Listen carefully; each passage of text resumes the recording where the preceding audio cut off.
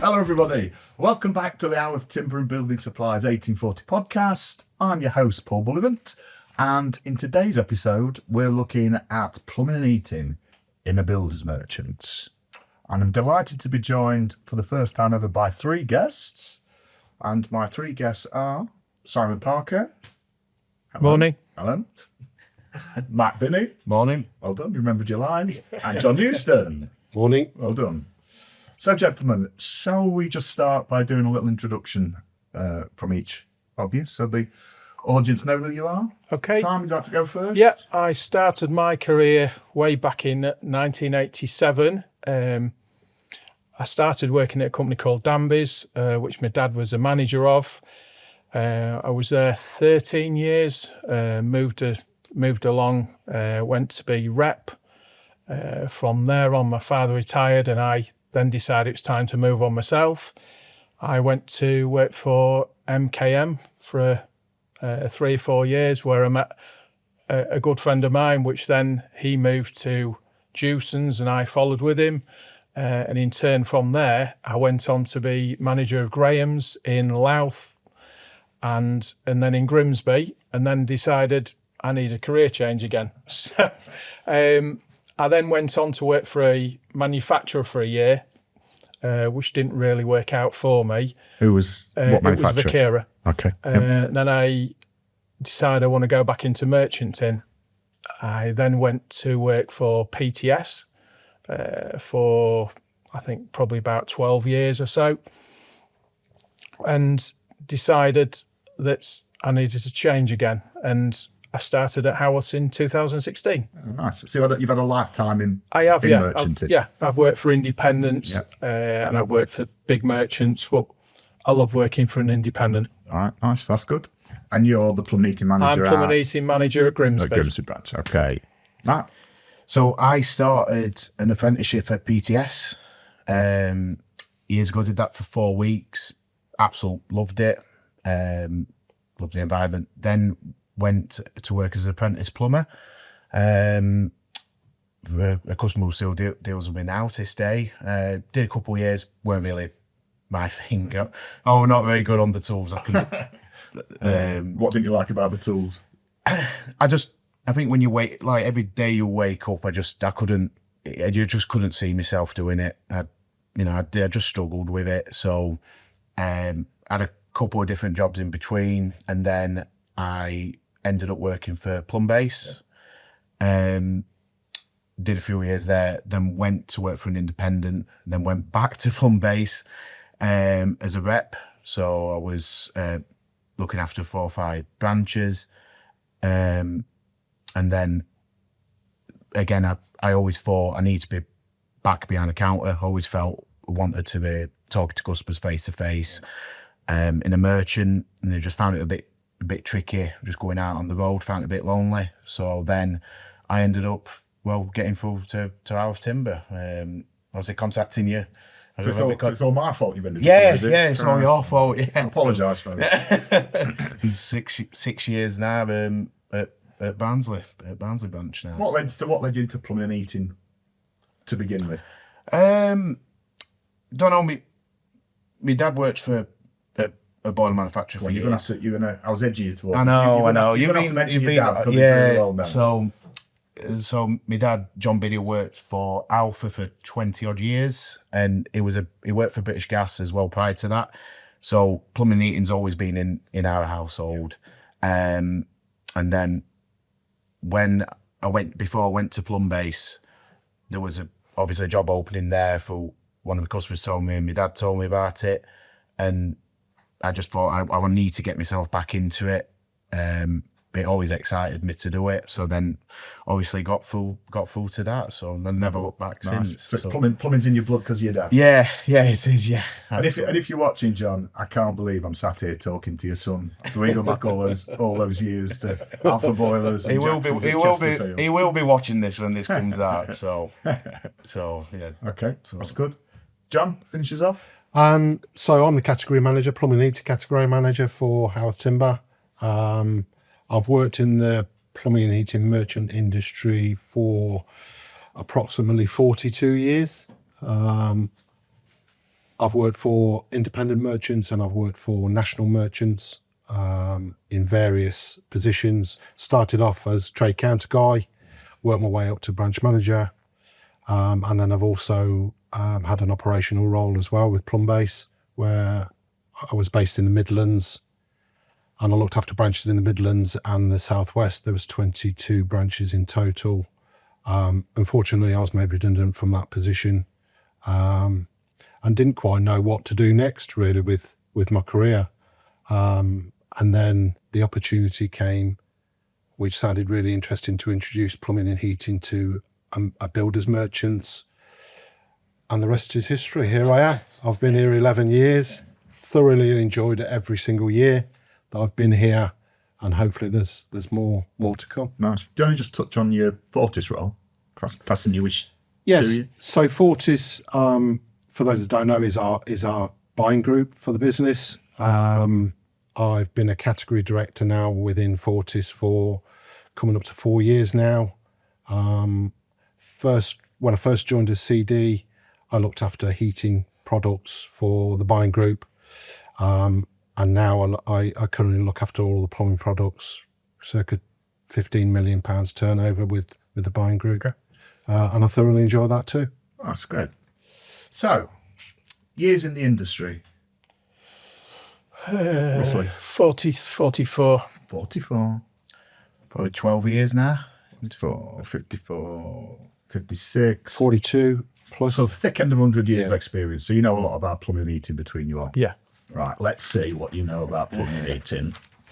I thought what we'd do is we'd give you a little plumbing and heating test just to see how knowledgeable you really are. We have done other little segments like this with other episodes we've done, particularly when we've done branches and we've talked about the towns that the branch operates from. But because you're all from different towns, I didn't think that was appropriate, so I got a plumbing test. Okay? And with all this experience, I'd expect you to be really good at this. So, John, first question to you. Which of these now discontinued sanitary ware colours never actually existed? Okay? Mm-hmm. Number 1, honeysuckle. Number 2, whisper grey.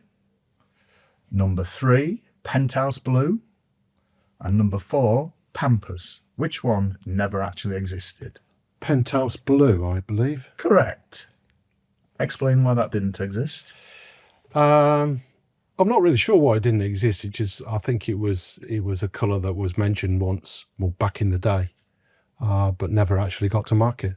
So, when I started, there were 2 ideal standard colours that I'll always remember because they were hideous. Penthouse red and Bermuda blue. Yeah. So I've mashed the 2. And there were 2 horrible dark colours. And why I'd ever have them in a bath, Yeah. I would never know because it's just destined to leave horrible, mark lines. So I remember back in the day when I used to deal with house builders, national house builders, and back in the day they used to give the new homeowner a choice of colour, and it was absolutely horrendous to stock every single colour. And there was always one that wanted that unusual colour that was on 6 weeks delivery lead time. See, it's weird because I think when I started, I saw probably like the back end of it where there were a couple of suppliers you could actually buy, buy some of all the different colours, and you'd be surprised. I've sold a couple of them, and it's like, obviously the customers didn't want to change anything in the bathroom, but they just said, "Oh, we want to keep this, we want to keep the colour scheme if we can still get it." Yeah. The cover, I think they've soon now gone out of business now. the world's really changed. Yeah, it has, yeah. Now everything's white. It makes it easier for us. Right. Sam, when was the first gas boiler installed? Was it 1868, 1908, or 1948? 1908. Okay, wrong. Oh. The answer is 1868. Right. And a fact for you, Richard Baxendale, who was the founder of Baxi, first patented a boiler in 1866, believe it or not. So that's 1 correct, 1 failure. Yeah. Matt, big one for you now. Oh, No pressure. No pressure it's at all. fine. It's fine. Who patented the first flushing toilet? Was it Sir John Harrington, Alexander Cummings, or Thomas Crapper? And no sniggering. First one. Sir John Harrington. Yeah. No, that's another failure. Unfortunately, the correct answer was Alexander Cummings, who patented the first toilet in 1775. Oh, no. But some interesting history around Sir John Harrington. He invented a flushing toilet in 1596 for Queen Elizabeth I, but she refused to use it because it was too noisy. Oh, so there you have it. So we've got a history lesson there, as well as learning about what we're going to do. And we've got two wrong as well. Yeah. We've done plumbing. John, you proud there. thought? Thomas Crapper is a little bit of useless information for you. Thomas Crapper, he did invent something. He invented the drainage system in London to facilitate the flushing Oh, toilet. did he? How And if interesting. you walk around London now, especially in Westminster, you'll see drain covers that say Thomas Crapper on them. Good. So there's another bit of Thank you. useless information. Thank you, John. Is that not on your? I bet you haven't got that on your No, list. it's not. You can take over as Yeah. MC duties now. Well, back in the day, you see, when you didn't have a drainage system, you had a wooden hut in the back garden, and you just moved it around the garden, and then they planted vegetables in it, and you ate the vegetables. So that ain't pretty good, is I it? think we need to move on quickly from that. So, Were you around in that time? Yeah, no, definitely not. right, so we've introduced ourselves. We've realised that your two's knowledge of plumbing is absolutely appalling. It's amazing that you managed to hold on to a job for so long. Yeah. I'm going to come back to the intelligent one of the three of you. I wouldn't say that. Yeah. The least stupid of the three of you. And perhaps you could give us a quick history of how plumbing and heating ended up in a timber merchant. I think the idea was born out of a conference that the business had, obviously before my time. I think they had their annual conference. I think Nick had an idea that it would be good to introduce plumbing and heating. I think he looked for buy-in from various branch managers, and the idea was born. The problem with it was that they didn't have the expertise within the business to move that forward. So I was employed to carry that forward. But it already did have plumbing and heating in about 5 branches, I think, when I joined the business. Turnover was around about 700,000 from those 5 branches. Rochdale was one of them. Corby was another one. So they were at either ends of the country. Fast forward 11 years, we're now just over 7.5 million turnover with plumbing and heating, and we've got it in 16 branches.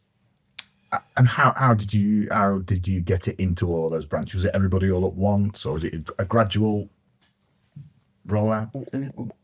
When I had my second interview with Nick and a guy called Jason Rothwell at the time, he asked me what my plan was and how I was going to do it. And the first thing that was quite keen on is how big a space we had to work with, because if you remember, they're all bolt-ons to our branches, they're not standalones. So we decided that we'd only put plumbing and heating in branches where it fitted correctly. We could put a decent stock range in there, and we were seen to be serious about it, because it's a hard sell to sell plumbing and heating in a builder's merchant, which I'm sure you'll touch on later. Touch on that. So we didn't want to fall at the first hurdle by not having the stock that a customer wanted. So we wanted a good, decent stock profile, which I think we've got, and it expands every single year with new products. And so you just roll through a branch at a time rather than trying to hit 10 in a year. Yeah, if it won't fit properly, we won't even entertain it. What We'll fail. Okay. What are the biggest challenges you faced? I think the biggest challenge is obviously managers have come and gone within the business. So an element of my role is to win hearts and minds with branch managers, because they're employed to sell building and timber products. They don't kind of get the plumbing scene. So part of the obstacle that you have to get over is winning the confidence of the branch manager that's the right thing to do, and it'll add something at the front end, and it'll add margin to the bottom line. But the majority open. Absolutely, yeah. I'm blessed even today to work with incredible people We've got some very talented branch managers. They're all easygoing. If you've got an idea to make them more money, then they're all ears. They'll snap your hands off. They'll snap your hands off. And so a lot of it was quite easy to do, but yeah, there is always going to be doubting Thomases. I don't see that as a hurdle. I see that as a challenge. And yeah, we've got it in 16 branches and it works fairly well. Excellent. Right, let's come on to back to you two then. And yeah, John's touched on it, that it is quite a challenge selling plumbing from a builder's merchant. Yeah. I think it always has been. My background was from a mixed merchants, and there are always the challenges there of getting heavy side managers into light side. Do you want to just talk us through like the day in the life of a plumbing manager in a builder's merchant? What are the challenges? What makes it difficult? What do you like about it? Because you've both worked in specialist plumbers merchants and builders merchants. Just give us an overview of a day in the life. Yeah, I mean, it's in the morning. It's first thing in the morning. I'm in at 7 in the morning. It's getting people through the door. You're talking to people. You've got, we're organising deliveries. We're going out delivering as well. We're taking stock off, and you're talking to people on the phone. And when people come in, interact with people like your plumbers, and you're getting your builders, finding your builders who does the plumbing, and just getting on the side. And I think a good part of the branch where we are is the customers come in, they have a bit of banter with us, and you can talk to them and they trust you. Yep. And that's what it's all about. And once they trust you, they'll trust you with other things. And we do, we do look after people. And I think working for an independent, I think we're more flexible. Yeah. Okay. Now, Yeah. Now, just touching on what Simon has said, really, just in, like, first off, in the morning, even with sorting deliveries, is probably our most busiest time. Yeah. I would say, like, most of the morning, anything from 7 up to 10 o'clock in the morning, it can be quite mental with people trying to collect and then trying to sort deliveries out. Even though it is a little bit different. I think some branches might have their own dedicated fleet for plumbing, but in Barnsley's case, we have 2 high-abs and a flatbed, so we have to kind of tag along onto it and get the deliveries in. But that's fine. Obviously, we've got great drivers who will help out with us on that. But I think normally day by day, what Simon said with builders, a lot of them will come in and again, because of that element of trust is there.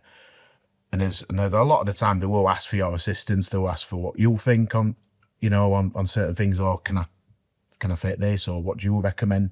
So it's really good. So you kind of can guide them a lot more easier. And I think as well is because we are an independent, we are family run independent. We haven't got a lot of that red tape. The number one focus I think we've got is we know we can look after the customers first, and that's the most important thing. And that's what I think me and Simon especially love doing about the job the most. How does it work with, so you get a builder or a joiner come in and all the other guys are busy. Do you go and serve those guys? We just serve. It's all hands to pump in the morning. We all get up there, we all serve, and it don't matter whether you're a builder, bricky, trade, retail. Everybody's treated the same, and that's what we do. Yeah, we'll assist what we can do. Obviously, my building knowledge, is kind of basic on that, but I can still do quite a few tickets and can. So you can do all the basics. You can do sand, cement, plaster. So I can still do that and can help out. Even like I say, even with some of the plumbers as well, they might ask for building stuff. I can still support them best I can. If not, we've got plenty of sales staff inside who can help. Does it ever frustrate your specialist plumber customers if they've come in to see you and you're busy serving other trades? We've got the end of the counter is sort of, it's the plumbing end of things, but we serve everybody there. But the plumbers do tend to come to the end of the counter, but they'll come in, they'll have a coffee, so they don't mind waiting a minute or two. Sometimes if I'm in office, which 90% of the time I'm probably in there, they'll just bypass and they'll just come round and they'll just say, I'm just here to see Matt, or like I said, I've got Jack who works for me, they'll go to see Jack, go see me. So, that is, which I don't mind if they want to, as long as they've cleared it with, because obviously sometimes if people are in a queue or that, if they've not said anything, just walk through, I suppose they're not like it. But I think the longer I've been here, I think at the start, I think people probably were a little bit annoyed, but now they understand. I think the customers are, a lot more, they don't mind. They'll get a coffee. They'll probably go and have a look, see if they can get some other bits and bobs. So they're all quite realistic. Yeah, they are. Yeah, absolutely. What about the delivery side of things? So you've got there's me and Paul. We've got a dedicated vehicle for plumbing, heating, bathrooms and kitchens. And you two would do the delivery. Yeah. Paul tends to do a lot of the delivering, but yeah. Yeah. Okay. And you don't have your own vehicles. No. So the flatbed, which our driver Don uses, he'll deliver building and plumbing with that, and kitchens as well. So we can, and to be fair, we can cope with that, as of now. So we're absolutely fine. I think longer down the line we'll probably hopefully look at his own dedicated, but for now we can cope with that. And to be fair, I think it's key for us as well. The drivers they'll probably see the customer more than what we do. So, and then they all get on with drivers at our place. So, and that's a really good thing as well. They'll not just take it off. They'll give them a hand. They'll assist them. So, that's a really big help as well. Especially. So, so in both of your branches, plumbing and heating will be the third biggest department in the branch. You'll have timber and building. Yeah. Similar kind of size. Yeah. And then plumbing and heating will be a reasonable chunk smaller. So you're the kind of the babies of the we are. Yeah, we are. Does that cause you any frustrations? I don't really think so. I mean, we do what we do. I mean, we talk. The good thing is we talk between. So certainly me and Matt talk. Yeah. And you can always iron things out. Or yeah, of course. I think the key thing is as well is, from my point of view, Tom, my branch manager, supports plumbing, and he does assist me and Jack there massively. But he also allows us to trade with so much flexibility. And also, not kind of just leave you to one side, but he'll trust you just to run it how you see fit, and stepping up and put his things across, which helps a lot massively because we are like the third smallest thing in the branch. There's the timber side, there's all the building side, and then obviously there's the transport, day-to-day running the branch. We kind of can get a little bit lost in that, but that's not a bad thing. As long as he sees we're ticking over, doing the sales and looking after things, then that's all we want. Yeah. Andy's good with us. I run things by him, and just you're happy to get on with it. He sees what we're doing, and he's happy. So it's great. And I've got a good guy working with me, Paul, as well. Yeah, and same with me. I've got Jack, who young lad who's coming up to about a year and a half now, and so he's getting his teeth stuck into everything, which is really good. So, and Tom, I can go to Tom and ask him for things. Yeah, just fire some banter back at me when I ask him things. That's not like Tom. Yeah, which is not like him. So I get it quite a lot. But the good thing is there. I also do, like we were saying about touching, helping on the heavy side, like with the stock taking and that side. I do a lot of work on that as well. So I help on that side. So you play full part. Yeah. What about you, John? Do you have any frustrations with it being plumbing in a builder's merchant? Yeah, I think, like I say, it's a hard sell enticing a plumber to come to a builder's merchant to buy plumbing and heating products. Because nowhere above our door does it say plumbing and heating. It's building and timber merchant. And that's where we rely on our people. We do employ specialist people that have been in the industry for a considerable amount of time, and That works really, really well. And long may that continue. We got 2 questions wrong though. We've Yeah, not exactly. we've not helped brains ourselves, Britain, are we? No. Producer Dave will be able to edit that. Edit that bit. As long as you talk nice. Okay, so picking up that point about it's sometimes been a hard sell plumbing and heating in a builder's merchant. A question to you two, you chip in as you want. Why on earth would a plumber or heating engineer choose to come to a mixed builder's merchant rather than one of the specialists? Because there's lots of good specialists out. Yeah. There's lots of good specialists out there. What is it that you think attracts? I think we're a one-stop shop. We've got everything that they need for even they need a bit of wood for a back of a boiler or something like that to put it on the wall. For a bathroom, we've got plasterboard, we've got the things for the leveling floors, we've got chipboard, we've got everything there that you need.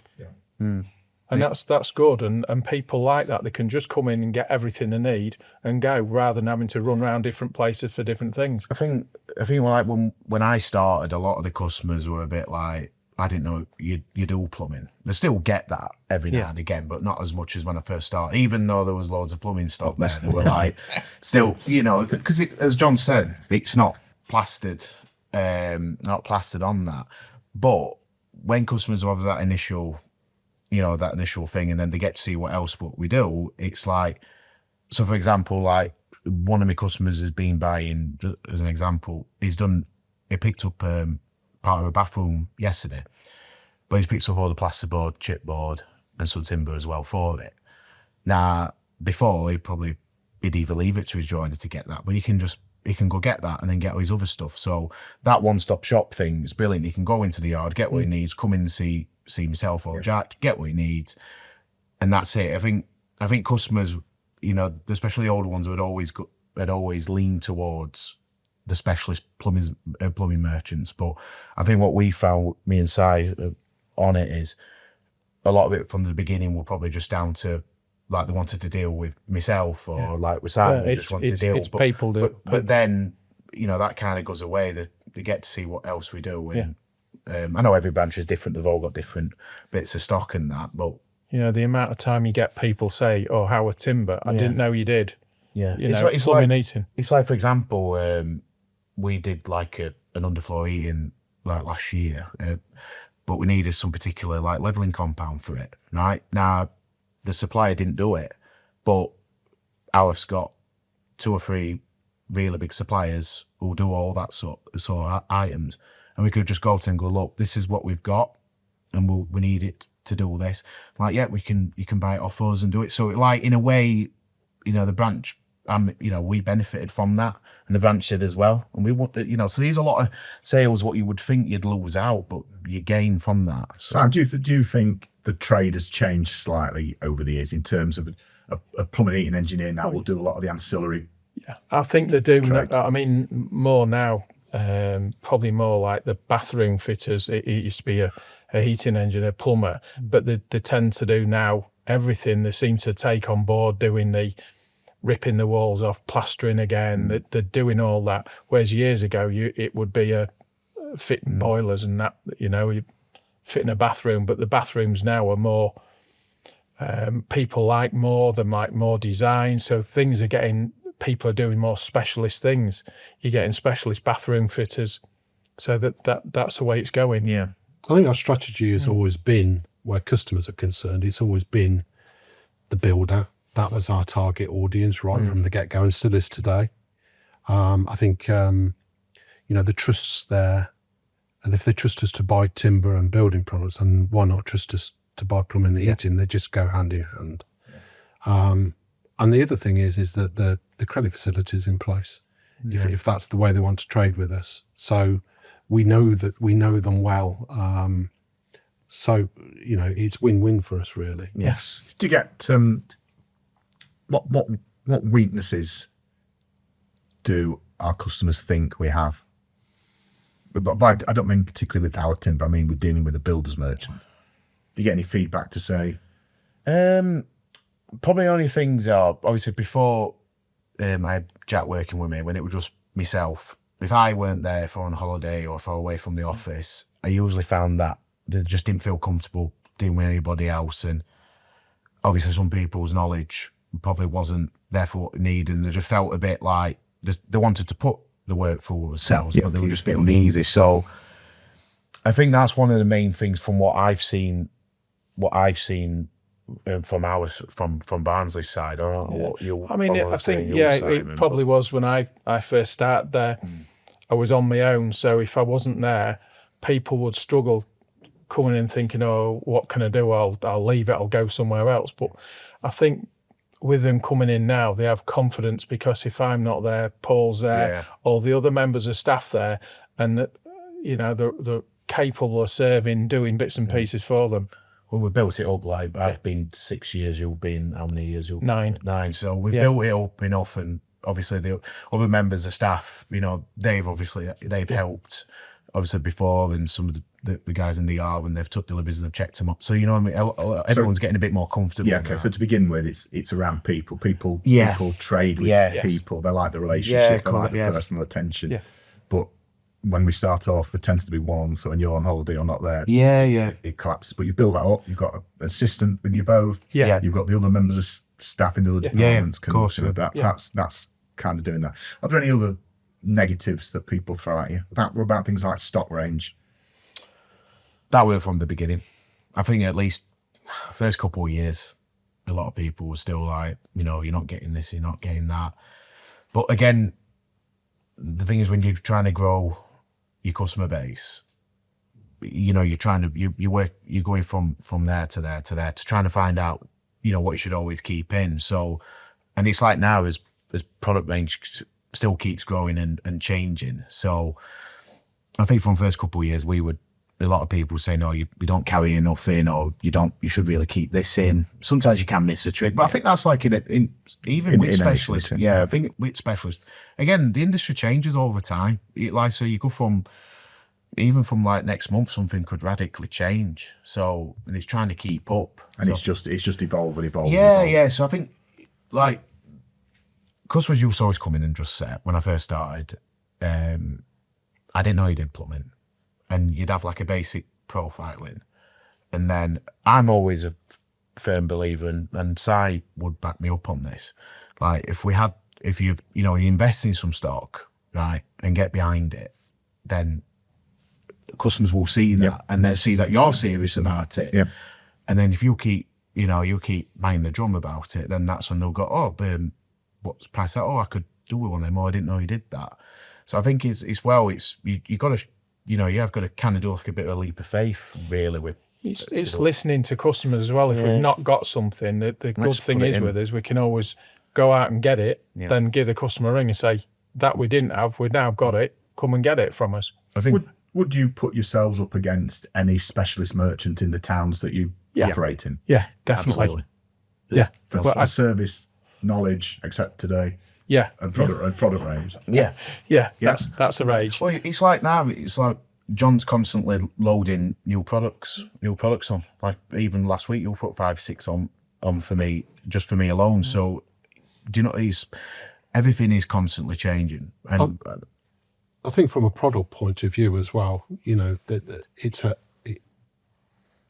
there is always something new coming into the plumbing industry. Press fit fittings, for instance. Yeah. I mean, who would have thought that would have took off the way it has? But with plumbers now working in buildings where they can't use flames, solder stuff. Yeah. So that, you know, they've become more and more popular over the last 6 or 7 months. Yeah. Everybody's using them now. Yeah. When we've got a healthy profile, a press, and I think it's years ago. I think I always remember some of the plumbers saying to me, like, years ago, even before my time, saying, when like the plastics come out, like speed fit, plastic everyone used to probably say that'll never catch on. Yeah, but it's surprising how much, you know, stuff's changed like over the years. Do you just want to touch a little bit on Fortis and what Fortis offers us in terms of supplier range and price? Because without it, we couldn't play in the plumbing field, could we? Absolutely not. No, Fortis is really important to us, Paul. Fortis is an organiser. You know, it is the biggest buying group in the UK now. It's 2.1 million. It's 2.1 billion pounds worth of turnover. It's 45 members now, 230 odd suppliers. So suppliers actually see us as an attractive alternative to a national, because whatever happens in the industry, in the marketplace, they can't stand still. So they need volume too, and I think that's where they see a buying group as being really attractive, and more importantly, mixed merchants within the buying group, because they know that that's where specifications are born with builders, and that's what makes them so attractive to Howarth Timber. Because we're not the biggest, from a P&H point of view, we're not the biggest member in terms of P&H. But what they do like about us is our builder customer base. And they're more than happy and willing to work with us with that. How do you see that builder customer base rather than the plumber? Do you see the builder driving more specification around what's needed, or building regs pushing the builder to need different options? I think it's a bit of a mix. It's a bit of a mix, really. To be fair, it's like saying Grimsby in any branch. There's different kind of builders. Like, the odd ones who will do your extension and the ones who will do your 5-6 plots and that.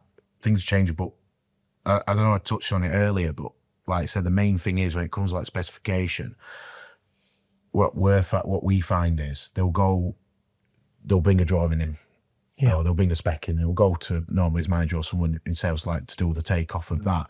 And then a lot of the time, because we've got that relationship, they'll go, right, when they've doing what they need to do, can you have a look at the plumbing side, or look at the bathrooms and so on, and looking, and then that introduces us to the plumbers, or even we might be dealing with them already. So to be fair, it gives us a really good foot in the door for it. I think every builder's going to be different, and to be fair, every job's different. So right in Grimsby Sound. Yeah, I mean we do all sorts of bits and pieces. We do deal with a lot with sort of the smaller builders and one-off. We have some bigger builders, but again, it's plans come in, they get sent off in different directions, and then we deal with our side of it. What do you reckon your split of businesses, builder to plumber, within plumbing? Probably 70-30. 70% plumber. 70% builders, 30% plumbers. Really? Yeah. I'd go with that. Yeah. As much as that. Yeah. Do you think that's the same in a specialist plumbers merchant now? No, because they'll just solely just have plumbers on there. And I know, obviously, me and Si, we've been looking at relationships, what we've built. Obviously, we managed to look after a lot of customers who still trade with us, but being able to gain new ones with the builders, or we got or join anybody who comes through the door with that. But yeah, I'd say the split is be 70-30. Yeah. So when you're looking for new customers and you're being positive and proactive, do you go for plumber first, or do you go for builder? Plumber, and then plumber. Yeah, you do that. Yeah. But even with that, he's still 70% driven by builder. Yeah. Interesting. Yeah. And what we find is it's like some of the builders what we've got, 9 times out of 10 we know the plumbers. Yeah, you do. And to be fair, sometimes with like even one recently found out by accident who the plumber were, and I'll be honest, I didn't actually know who it were, and obviously they trade with me quite a lot, and they didn't really mention. And then when I mentioned it to him, he says, "Oh yeah, it's obviously I'll be doing these houses." So which is great, because you've already got the relationship there. It's just just getting yourself in front of the builder and just trying to assist them. But that's a bit. Si will agree with me on that. It's a massive thing. If we had someone in the other day and he'd come in for a price on some plasterboards, and talking to him, realised he did a lot of refurbs. So by that, we've got him in, and he's opened an account up, and now we're chasing for work. On the plumbing side of it, yeah. But they do buy materials for the renovation bit as well. Do you think suppliers, plumbing and heating suppliers, make the most of our connections with builders. If 70% of our business is driven by a builder at the start, do you think our suppliers understand that and capitalise on it enough? Yeah, I think, the way we heat our homes now, Paul, is changing massively. And some of the new technology that's out there now, like air source heat pumps and that such like, it's scary stuff. They don't understand it. And the builder rely on us now to hold their hand through that project, especially if you've got to, tick boxes with SAP calculations and stuff like that with air source heat pumps, solar panels. They know now that we can actually help them through that process. And so they don't tear that page out, the specification, and hand it to somebody else now. They actually hand it to us. And I think our suppliers know that. We build our suppliers around that thought process, and our suppliers are more than happy to hold and guide us through that. So when we make our decisions on who we use supply wise, obviously it's product and price, but on top of that, it's the service that they offer us. The ones that can help us. Yeah, that help us. Because if they can help us, we're helping them. So it's perfect harmony really between merchant and supplier. And quite a few suppliers have picked up on that quite quickly and are more than happy to work with us. Yeah, okay. And hold a hand through projects. I think the good thing is if a supplier comes who's got time to come and see you, you just make time to listen to what they've got to say. Because a lot of time there's some information that you could pick up on. Yeah. Are you now really seeing that change in heating systems and the move to renewables, or is it are you still seeing a lot of boilers? The thing is, I think like 1 or 2 years ago, it's like, even I'll probably say from weekly to monthly, it's just rapidly to be fair, it goes in one direction to another, because obviously if legislation's changing, the regs are changing slightly, which, to be fair, when you speak to some of the lads who are doing, or know a few lads who are doing the air sources quite a lot at the minute, it can just move, it just goes from one end to other, and it's constantly like that. But I think it's more driven by the government. If the government, But are you seeing more requests for heat pumps absolutely, and floor yeah, because obviously any new plans are, again, they've been governed. They've got to go down that route. So, and it is changing rapidly. Sam, what are your day-to-day plumbers, heating engineers who are coming in? How are they grabbing all the renewables? Are they afraid of it? Are they concerned about how it's impacting? I think a lot of people are just still fitting boilers. That we sell lots and lots of boilers. Yeah. A lot of people doing training, but it's getting the inquiries in. That's what they're doing. I think people worry that the price of air source and what it is and what it's going to cost if it's going to be efficient enough. That's what people worry about. They think they're sticking their head that they need a gas boiler. Yeah, and that's the way. Are you seeing the job in heating engineer starting to fit the odd air source heat pump, or is it the job in heating engineer sticks with gas boilers and leaves the air source to? It's more. I think they're more sticking with the boilers at the minute, but I think it will come. I think you've got the odd ones who will happily go down it. The thing is, like John was saying with the suppliers, like them wanting to help us, they're doing exactly the same with the engineers. We've they're going like, look, come to our training centre, we can guide you through it, help, and even come out like on first one, like help commission and walk through it. So they're doing a lot as well. I think more suppliers, like John said, they are cottoning onto it. They're doing a massive thing of trying to help. I've always thought it's weird, because when I first started in merchants, I always used to find underfloor heating. Everyone used it. Very rare people would do it. They were a bit frightened by it, like too complicated to fit. Now everybody can do it now. It's become the norm. It's become the norm. Yeah. It's because more suppliers do it. Trainees, they've simplified it so much.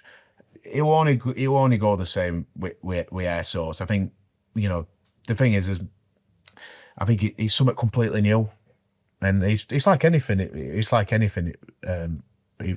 I always, like I said, coming from when I first started in independent, it's completely different. It's completely different to national. It can be a bit daunting. It is a bit weird. It is a bit different. I think the thing with air source heat pumps as well is, whilst it's topic of conversation now, wherever merchant you go into, you end up having to, from an end user perspective, you have to manage people's expectations of the units, because I think people think that it's just a direct replacement for a dirty gas boiler. But a gas boiler would heat a room within 20 minutes once you turned it on from cold, whereas air source, it's more like 2 hours. And I think when people spend all that money on an air source installation, they're a little bit disappointed with the performance of the product. So there is an element of managing people's expectations of the units. That coupled together with a shortage in MCS accredited installers will only compound the problem even further. So yeah, like Simon was saying, I think it will come. I think it will take over the world at some point of how we heat our homes. Watch this space, because I think it definitely is going to take off. Well, to be fair, we're recording an episode with Tuplings, aren't we? Yes. In a few weeks' time, specifically talking about heat pumps. And one of the things we've asked them to come and talk to us about is myth busting. Break some of the myths that people naturally think about it, because it's interesting. Right, we're going to start drawing this little bit together now. I'm going to put you two on the spot. Right, so gather yourselves. Try and do better. Let's do better what we've just done earlier. We're not really helping. We'll have a go. Yeah. Who wants to go first? Go on, I'll go first. Right, you go first. So you think now while he's fumbling through his answers. Let me get my notepad. And you can't copy his answers. Oh. Give me 3 reasons why a plumbing and heating engineer should choose dealing with a builder's merchant rather than a specialist plumber's merchant. I believe it's the staff that's in there. We give good service, and we've got products availability, and we've got our own personal delivery vehicle. So split that into 3. That was just one big one. Yeah. People. Yeah. Service. And stock, a range of stock. So people, service, range of stock, both plumbing and heating, and the associated building products. Everything that we've got the one-stop bit there. Okay, is that your 3? Yeah. Good luck for you. I know, yeah. Well, here's one what he has. He's just stole your thunder. Yeah, he has. He's kind of ruined it. No, price, because I think we are very competitive against anybody. And I'd only just hit home with the staff, and he has done me. Sorry, mate. No, I know. I should have gone first. Should have told me earlier. Well, let's make it even worse now. John, give us 3 reasons why a plumbing engineer should choose a builder's merchant. Can we have a countdown timer as well? Yeah. For an heating specialist. I think our ethos as a business is to try and get a different angle into a customer than any other merchant.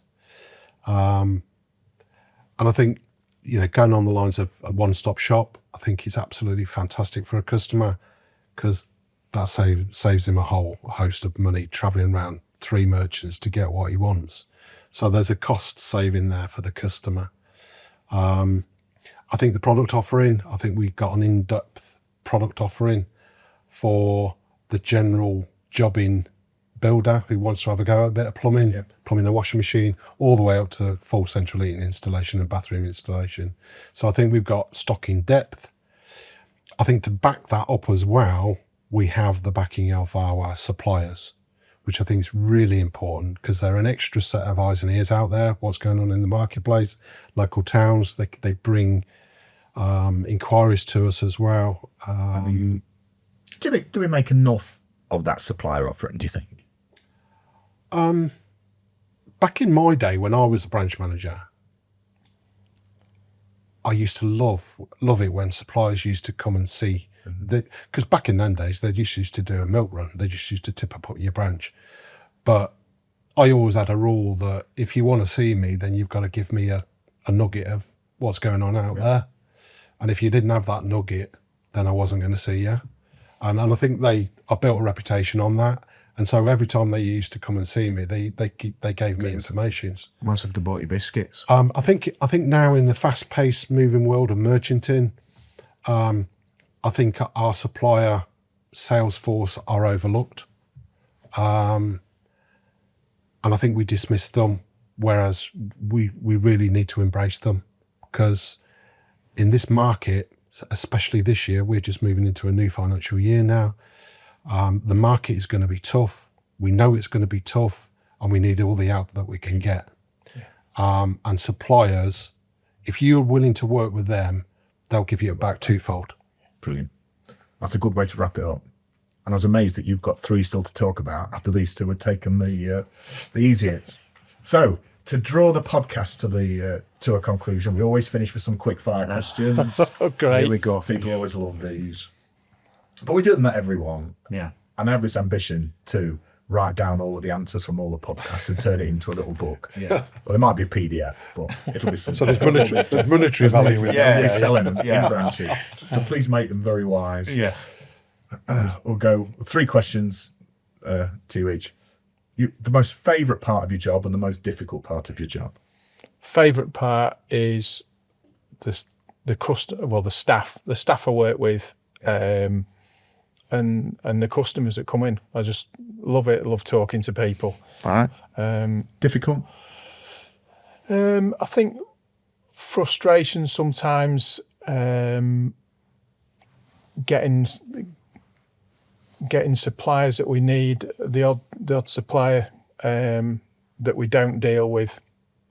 That's the So thing getting for to me. access to suppliers Yeah. outside of Outside reduce of to what a we do. 40-ish Yeah, range. yeah. Okay, it's good. Favourite and most difficult? Favourite, just with the customers, talking to, having a laugh with them, the banter side.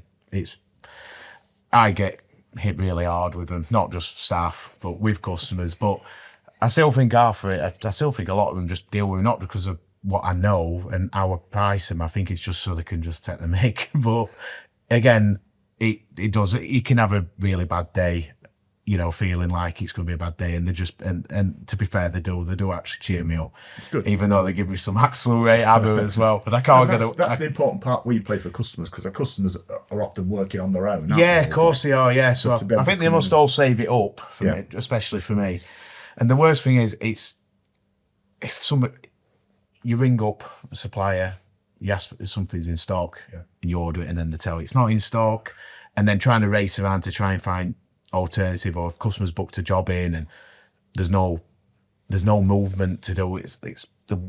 I absolutely hate it. On top of with the suppliers, with pricing, you price it, send it, and then it changes. It's just You like to know where you are. it's a mindfuck, because again you've done all the legwork and checked something and went, oh, we've got X amount in, oh, plenty, that's fine, and you order it within the next half an hour and they went, oh no, we've gone down the house, we've checked and we can't find it. And it's like, you speak to a customer, I've booked the job in for next week, and it's like, it's not going to come. Oh no, I need it, I booked it. And it's like, oh no. But at the end of the day, obviously it can turn, it's weird, it's the worst thing I hate about it, but also can turn into a really good positive, because it's been able to sort it. And I think a lot of us customers think about, that's the worst thing about the job, if you can't get something. But it gives you the chance to show off how good you I think are. I think a lot of it is down to they'd rather deal with us how we sort problems out than as opposed to Right. Good. John, favourite part, worst part? I think the favourite part for me, Paul, is, and I know it's a bit of a cliche, but it's our people. I said it right at the very beginning that I've worked within the merchant industry for 40 odd years, and I can honestly say, hand on heart, I work with some incredible people within Howarth Timber. They're very talented people. They know their stuff. Didn't matter whether they're sales execs, lorry drivers, Plumbing managers. And I also work in a team of incredible people too. We all bounce off one another, both marketing and category team. We all get along together. We share ideas. We get stuff across the line. So I work with some incredible people, I'm lucky. People's your favourite? Most difficult part? I think the most difficult part for me is people listening. And I'll leave it at that. Not plumbing managers moaning and groaning Just about gen- they can't just- have a different supplier and we can't have a different product. We don't. That's not us. I think we churn out. I'm not sure if churn out is the right word, but we put out to the business a lot of information. Doesn't matter whether it's plumbing, timber, building products, shop products, whatever. We put an awful lot of information out there, and the frustrating thing, and an awful lot of work goes into that. An awful lot of man and woman hours go into that project, and people don't listen. Yeah. That's the biggest, and they're missing the trick. Yeah, by not listening. That's a good one. The most crucial characteristic you need to be a plumbing and heating manager in a builder's merchant. Charm and wit. Of which you have an abundance. Yeah. That is the best answer in 40. It's wrong, but it's a good answer, but it's wrong. Yeah. Oh, Matt Bingham. Follow that. Charming wit. I've heard it all now. You have to edit that bit out because that's not right. Knowledge.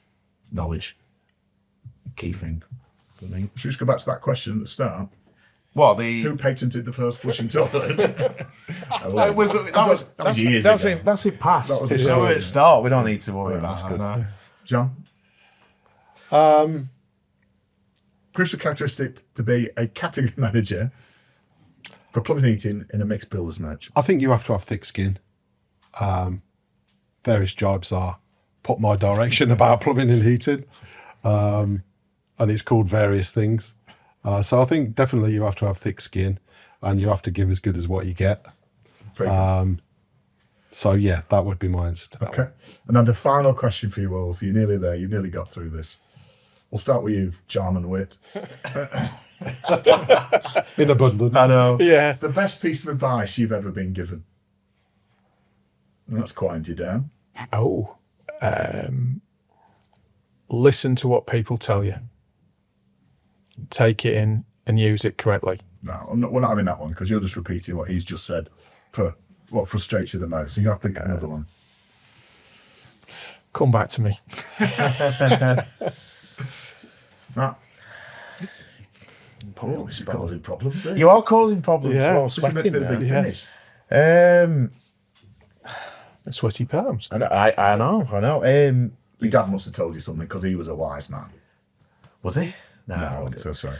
Do you know what? It sounds really daft. When I first started, they used to give me. It's going to sound daft. They used to give me like brochures of certain suppliers, right?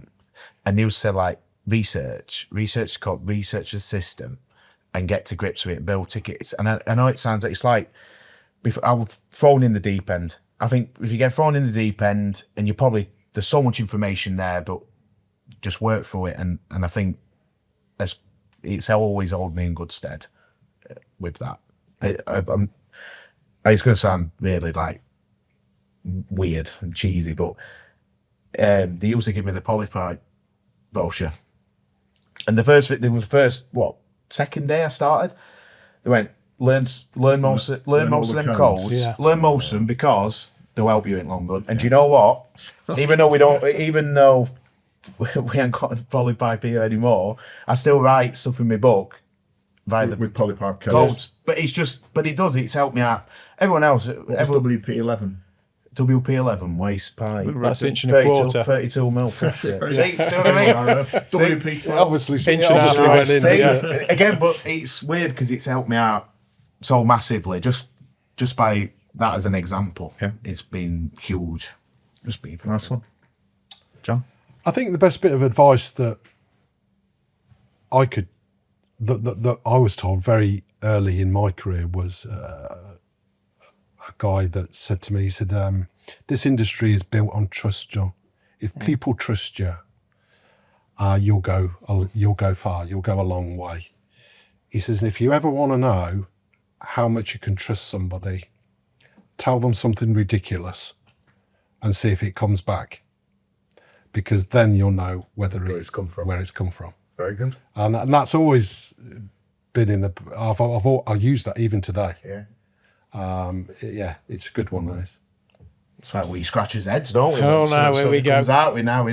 No, but we do. Yeah. You know, Yeah. we are an industry of trust. aren't we? Yeah, we are. I absolutely. think it's learning both by Alex mistakes. done, Isn't Yeah, it? you do. Customers remember you Yeah. for your mistakes, how you deal with it. Yeah. Yeah. I think that's the big key. Was that your piece of advice, Chairman Witt? Or Well, have you got another one? yeah, no, I think it's learn by your mistakes and be honest. Well, I've now got a load of people in Howarth Timber saying to themselves, "Did John Houston ever tell me something ridiculous?" Because I can't remember. Well, I'm just thinking the previous few emails, ridiculous, none of it makes sense, I think this listening to you all with them all, they are really good in that around learn by your mistakes, and you really can get some wins out of demonstrating to your customers when you've made a mistake Yeah, or of something's course. gone Yeah. wrong, Yeah. how you recover it. Yeah. You don't. Yeah. You tell the truth. You Yeah, don't lie. don't get me wrong. There'll You be get it there. sometimes they'll be either angry or some of them will just be calm with it. But at the end of the day, you don't need to ask them afterwards, is everything all right? Because you'll know, because they just carry on trading and carry on like normal. Then you got it right. Then you know, don't you? But then every now and again, I got it over a week off one in, and dropped a couple of jobs on me like last minute to do. But I did best I could, got as much as I could sorted with him, and he just said, "No, we do appreciate everything you do." All that, and to be fair, it goes a long way. Nice. Yeah. It is It'll nice, work well. but do you know what? It's of people I wouldn't expect it, but I don't mind because they still keep trading.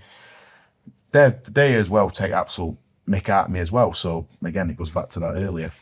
I think that's a good thing in life, isn't it? Sometimes it's the tiny little thing. Yeah, You of say course, thank you of that course makes it is. And I think makes it's seen a lot of business. And then you get me ringing you at night doing the same. Yeah, exactly. Same And then John gets it as well. And, Yeah, and that's off why both of us. Off both of us. No, It's we good. said It's good earlier to it weren't share. us. Yeah. We said it weren't us. We're quiet. Right, Matt Binney, we're gonna have to call it quits here, my friend. I'm looking at that clock, and we're into about the third hour of your stunning stories. All right, that's all right. So I'm gonna draw it to the close. It's been really interesting. Thank you. Thank you all Yeah, no, for thank your, you. for your time. I hope you've all enjoyed it. Yeah, Yeah, it's well, been Mr. absolutely. Chairman Witt, you've now got a new nickname. Oh, he's going to melt this. Oh, yeah. Then we're gonna do the last of it. Wait for his email signature will change. Mr. Chairman Witt. Yeah. So listen, the three of you, thank you. I've really Yeah, enjoyed no, it. thank you. I'm pleased you've Thank come you, on. Paul. To you, our viewers and listeners, thank you very much for joining us again. If you've enjoyed it, a like and subscribe would be good. And if you can spread the word about the podcast to anybody else who you think might be interested, we'd really appreciate it. That's it from the four of us. We'll see you all again soon. Thanks a lot. Bye-bye. Thank you. Bye. Bye.